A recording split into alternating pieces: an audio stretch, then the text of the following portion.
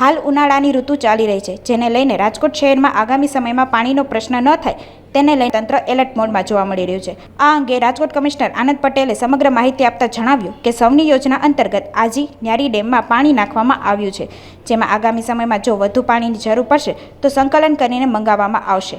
આ ઉપરાંત આગામી ચોમાસા પહેલા જળ સંચય વધારવા માટે સ્ત્રોતને વધુને વધુ કામગીરી કરવામાં આવશે। આગામી ચોમાસા સુધી રૂટીન મુજબ પાણીનું વિતરણ થાય તેવી વ્યવસ્થા કરવામાં આવી રહી છે। આપણા જે અલગ અલગ મુખ્ય સોર્સ છે, ખાસ કરીને આજી, ન્યારી, ભાદર અને સૌની, આ ચાર આપણા મુખ્ય સોર્સ છે।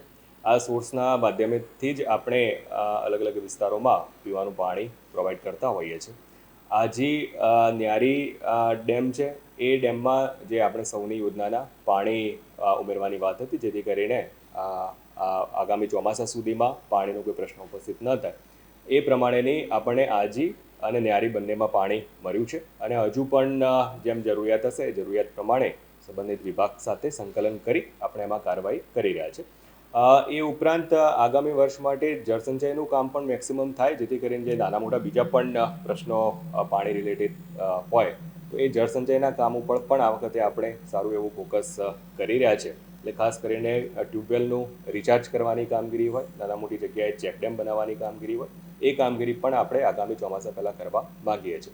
એટલે ચાલુ વર્ષની જો હું વાત કરું તો ચાલુ વર્ષે આપણી પાસે પાણીનો પૂરતો જથ્થો અવેલેબલ છે અને આગામી ચોમાસા સુધી કોઈપણ રીતે એ જથ્થામાં કોઈ પ્રશ્ન ઉપસ્થિત થાય એવું નથી, જેથી કરીને પાણી વિતરણ આપણું નિયમિત જે પ્રમાણેનું અત્યારે ચાલી રહ્યું છે એ પ્રમાણે આપણે ચાલુ રાખી શકીશું।